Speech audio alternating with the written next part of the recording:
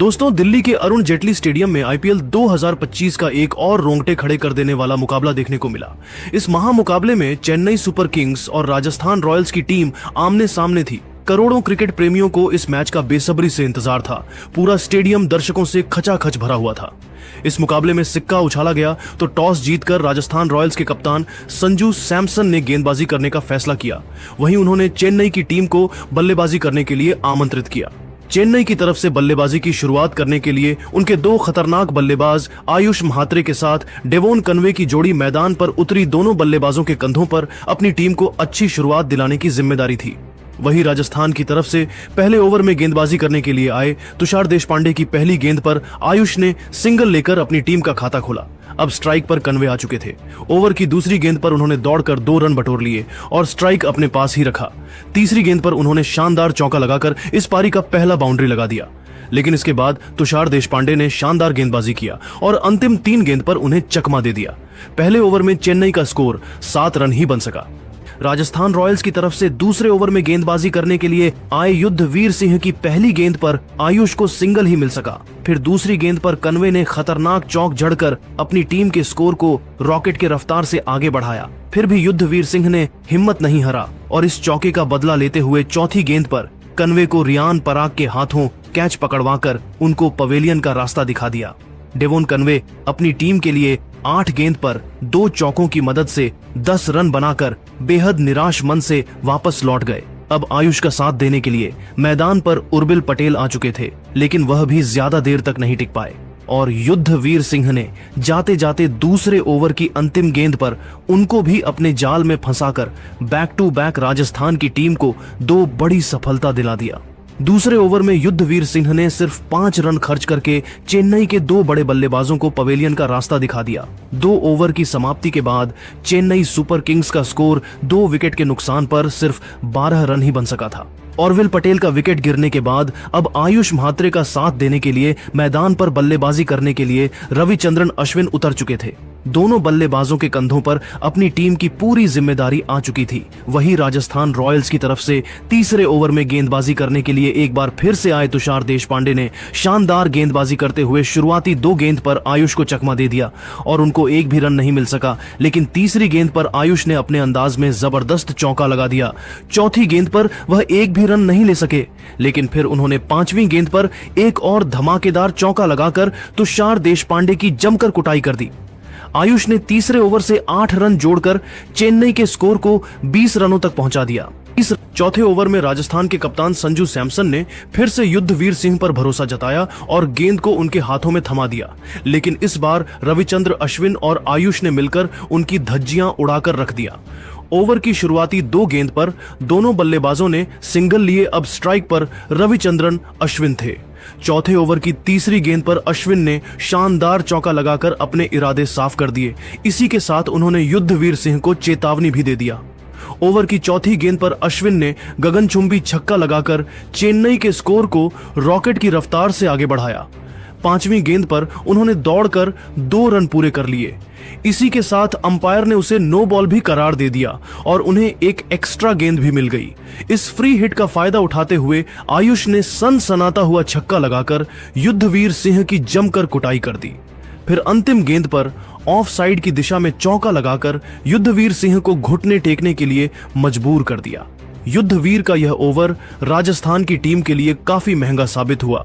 दोनों बल्लेबाजों ने मिलकर इस ओवर से 24 रन जोड़ लिए। 4 ओवर की समाप्ति के बाद चेन्नई सुपर किंग्स का स्कोर 2 विकेट के नुकसान पर 44 रनों तक पहुंच गया था। दोनों बल्लेबाज मैदान पर पूरी तरीके से सेट हो चुके थे और तेजी से रन बटोरते हुए अपनी टीम के स्कोर को आगे बढ़ा रहे थे। वहीं दूसरी तरफ राजस्थान की टीम को लगातार विकेट की तलाश थी। 5वें ओवर में कप्तान संजू सैमसन ने राजस्थान की गेंदबाजी में बदलाव किया और इस बार उन्होंने गेंद को क्वेना मफाका के हाथों में थमा दिया। क्वेना मफाका शानदार गेंदबाजी का नजारा पेश कर रहे थे, लेकिन तीसरी गेंद पर आयुष ने चौक जड़ दिया। इसके बाद भी आयुष का बल्ला रुकने का नाम नहीं लिया और चौथी गेंद पर एक और सनसनाता हुआ चौका लगाकर चेन्नई के स्कोर को तेजी से आगे बढ़ाया। क्वेना मफाका ने 5वें ओवर में 11 रन खर्च कर दिए। 5 ओवर की समाप्ति के बाद चेन्नई का स्कोर 2 विकेट के नुकसान पर 55 रनों तक पहुंच गया था। जहां एक छोर से आयुष म्हात्रे चौकों और छक्कों के बारिश करके चेन्नई के स्कोर को आगे बढ़ा रहे थे, तो वहीं दूसरी तरफ रविचंद्रन अश्विन भी कंधे से कंधा मिलाकर उनका भरपूर साथ दे रहे थे। दूसरी तरफ राजस्थान की टीम लगातार विकेट की तलाश में थी। राजस्थान रॉयल्स की तरफ से पावर प्ले का अंतिम ओवर लेकर आए तुषार देशपांडे, लेकिन इस बार आयुष ने तो अपना असली रूप दिखा दिया। छठवें ओवर की पहली गेंद पर अश्विन ने सिंगल लेकर स्ट्राइक आयुष को दे दिया। स्ट्राइक पर आते ही आयुष ने ताबड़तोड़ अंदाज में रिवर्स स्वीप करके चौका लगा दिया। अगले गेंद को भी उन्होंने चौके में तब्दील कर दिया। इसके बाद भी उनका बल्ला रुकने का नाम नहीं लिया और चौथी गेंद पर भी चौका लगाकर तुषार देशपांडे को खून के आंसू रोने के लिए मजबूर कर दिया। आयुष की खतरनाक बल्लेबाजी को देखकर तुषार के होश उड़ गए, फिर भी उन्होंने अपना हिम्मत नहीं हारा और जबरदस्त वापसी करते हुए पांचवी गेंद पर आयुष को क्वेना मफाका के हाथों कैच पकड़वाकर उनको पवेलियन का रास्ता दिखा दिया। इस तरीके से आयुष म्हात्रे की तूफान पारी का अंत हुआ। आयुष ने 16 गेंद पर 31 रनों का योगदान दिया था। अपने इस बल्लेबाजी के दौरान उन्होंने 5 चौका और एक गगनचुंबी छक्का लगाया था। लेकिन रविचंद्रन अश्विन अभी भी मैदान पर डटे हुए थे और उनके साथ देने के लिए अब मैदान पर उतरे रविंद्र जडेजा। दोनों बल्लेबाजों के कंधों पर बड़ी जिम्मेदारी आ चुकी थी। तुषार देशपांडे ने छठवें ओवर से 13 रन जरूर खर्च किए, लेकिन उन्होंने आयुष के रूप में बड़ी सफलता अपनी टीम को दिल दिया। छठे ओवर की समाप्ति के बाद चेन्नई का स्कोर 3 विकेट के नुकसान पर 68 रन बन पाया। पावर प्ले की समाप्ति के बाद राजस्थान की गेंदबाजी में कप्तान संजू सैमसन ने फिर से बदलाव कर दिया और उन्होंने गेंदबाजी करने के लिए वाणिंदु हसरंगा को बुला लिया। हसरंगा की खतरनाक गेंद दोनों बल्लेबाजों को बिल्कुल भी समझ में नहीं आ रही थी और एक रन बनाना उनके लिए काफी मुश्किल हो रहा था। इसी का फायदा उठाते हुए हसरंगा ने तीसरी गेंद पर रविचंद्रन अश्विन को अपने जाल में फंसाया और सिमरन हिटमायर के हाथों कैच पकड़वाकर उनको भी वापस भेज दिया। अश्विन को 13 रन बनाकर वापस लौटना पड़ा। अब चेन्नई की टीम इस मुकाबले में फंसती हुई दिखाई दे रही थी। अश्विन का विकेट गिरने के बाद चेन्नई की तरफ से बल्लेबाजी करने के लिए उतरे डेवॉल्ट ब्रेविस।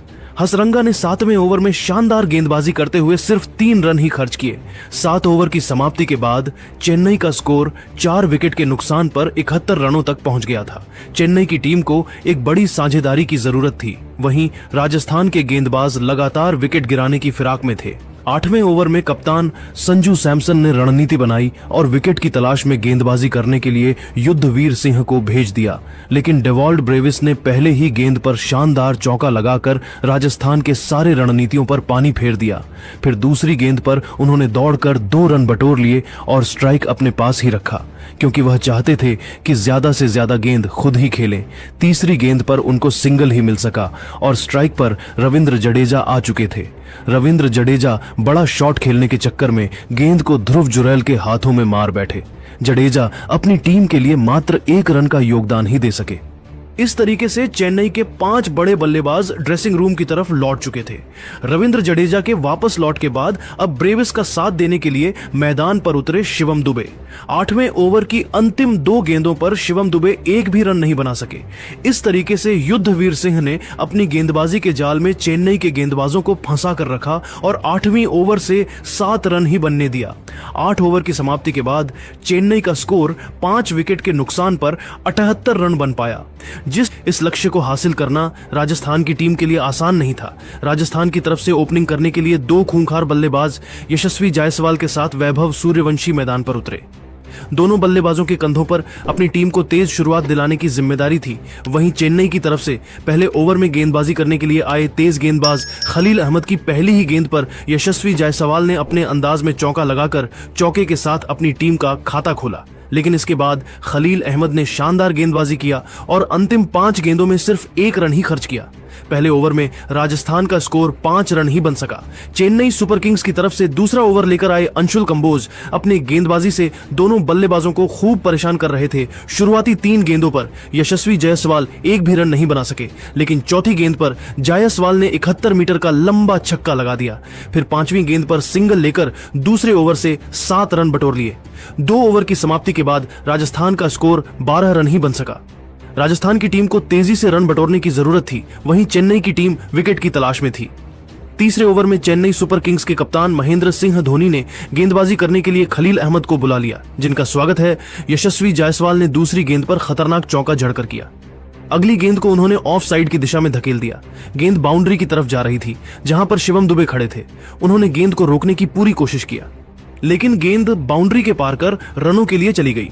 चौथी गेंद पर यशस्वी जायसवाल ने लेग साइड की दिशा में सनसनाता हुआ छक्का लगाकर राजस्थान के स्कोर को रॉकेट की रफ्तार से आगे बढ़ाया। इसके बाद भी जायसवाल का बल्ला रुकने का नाम नहीं लिया और 5 में गेंद को लॉन्ग ऑफ की दिशा में चौके में तब्दील कर दिया। खलील अहमद का यह ओवर चेन्नई की टीम के लिए काफी महंगा साबित हुआ। उन्होंने तीसरे ओवर से 19 रन लुटा दिए। 3 ओवर की समाप्ति के बाद राजस्थान रॉयल्स का स्कोर बिना किसी विकेट के नुकसान पर 31 रनों तक पहुंच गया था। जहां एक छोरी से यशस्वी जायसवाल चौकों और छक्कों की बारिश करके अपनी टीम के स्कोर को तेजी से आगे बढ़ा रहे थे, वहीं दूसरे छोर से वैभव सूर्यवंशी भी कंधे से कंधा मिलाकर उनका भरपूर साथ दे रहे थे। जबकि चेन्नई की टीम को इस मुकाबले में बने रहने के लिए विकेट की जरूरत थी। चौथे ओवर में महेंद्र सिंह धोनी ने अंशुल कंबोज के ऊपर एक बार फिर से भरोसा जताया और गेंदबाजी करने के लिए उनके हाथों में गेंद को थमा दिया। ओवर की शुरुआती 2 गेंदों पर जायसवाल और मैं बहुत सूर्यवंशी को सिंगल ही मिल सका। तभी तीसरी गेंद पर यशस्वी जायसवाल ने अपना असली रूप दिखाते हुए सनसनाता हुआ चौका लगा दिया। फिर भी अंशुल कंबोज ने हिम्मत नहीं हारा और इस चौके का बदला लेते हुए यशस्वी जायसवाल को अगले ही गेंद पर क्लीन बोल्ड करके उनके चारों खाने चित कर दिए। इस तरीके से जायसवाल के तूफानी पारी का अंत हुआ। अपने इस पारी के दौरान उन्होंने 19 गेंदों पर 5 चौकों और 2 गगनचुंबी छक्कों की सहायता से 36 रन बनाए थे। यशस्वी जायसवाल के पेवेलियन लौट के बाद अब वैभव सूर्यवंशी का साथ देने के लिए खुद कप्तान संजू सैमसन मैदान पर आ चुके थे। दोनों खिलाड़ियों के कंधों पर अपनी टीम की पूरी जिम्मेदारी थी। 4 ओवर की समाप्ति के बाद राजस्थान रॉयल्स का स्कोर 1 विकेट के नुकसान पर 38 रनों तक पहुंच गया था। चेन्नई की तरफ से विकेट की तलाश में 5वां ओवर लेकर आए खलील अहमद की पहली गेंद पर संजू सैमसन को सिंगल ही मिल सका और स्ट्राइक पर वैभव सूर्यवंशी आ चुके थे। ओवर की दूसरी गेंद पर वैभव सूर्यवंशी ने अपने इस पारी का पहला चौका लगा दिया। तीसरी गेंद पर वैभव ने दौड़कर 1 रन पूरे कर लिए और स्ट्राइक संजू को दे दिया। स्ट्राइक पर आते ही संजू सैमसन ने भी खतरनाक चौका जड़कर खलील अहमद के होश उड़ा दिए। दोनों बल्लेबाजों ने मिलकर 5वें ओवर में 11 रन जोड़ लिए और राजस्थान के स्कोर को 49 रनों तक पहुंचा दिया। पावर प्ले के अंतिम ओवर में महेंद्र सिंह धोनी ने गेंद को अंशुल कंबोज के हाथों में थमा दिया। अंशुल अपने खतरनाक गेंदबाजी से दोनों बल्लेबाजों को खूब परेशान कर रहे थे। संजू सैमसन और वैभव सूर्यवंशी के लिए 1-1 रन बनाना कठिन हो रहा था। दोनों बल्लेबाज सिंगल के साथ ही काम चला रहे थे। तभी अंतिम गेंद पर वैभव सूर्यवंशी ने शानदार चौक लगाकर राजस्थान रॉयल्स के स्कोर को पावर प्ले के 6 ओवर में 56 रनों तक पहुंचा दिया। दोनों बल्लेबाज मैदान पर मजबूती के साथ अपना पैर जमा चुके थे और उनके बीच बड़ी साझेदारी पनपती हुई दिखाई दे रही थी। वहीं चेन्नई की टीम को इस मुकाबले में बने रहने के लिए लगातार विकेट की तलाश थी। पावर प्ले की समाप्ति के बाद 7वें ओवर में चेन्नई के गेंदबाजी में बदलाव देखने को मिला और इस बार गेंदबाजी करने के लिए महेंद्र सिंह धोनी ने रविचंद्रन अश्विन को भेज दिया, जिनका स्वागत संजू सैमसन ने तीसरी गेंद पर खतरनाक छक्का लगाकर किया। हालांकि इसके बाद रविचंद्रन अश्विन ने अच्छी गेंदबाजी किया और अंतिम 3 गेंदों में 1 रन ही खर्च किया। दोनों बल्लेबाजों ने 7वें ओवर से 9 रन जोड़ लिए। 7 ओवर की समाप्ति के बाद राजस्थान रॉयल्स का स्कोर 1 विकेट के नुकसान पर 65 रनों तक पहुंच गया था। जिस तरीके से राजस्थान का स्कोर आगे बढ़ रहा था और चेन्नई के गेंदबाज विकेट निकालने में फेल हो रहे थे, उसे देखकर तो यही लग रहा था कि राजस्थान रॉयल्स चेन्नई को हराकर आसानी से यह मुकाबला अपने नाम कर लेगी। लेकिन दोस्तों, अब आपको क्या लगता है, इस बार आईपीएल की ट्रॉफी कौन सी टीम जीतेगी? आप खुद नीचे कमेंट करके बताइए और ऐसी ही नई नई वीडियो के लिए हमारे चैनल को जरूर सब्सक्राइब करिए। धन्यवाद।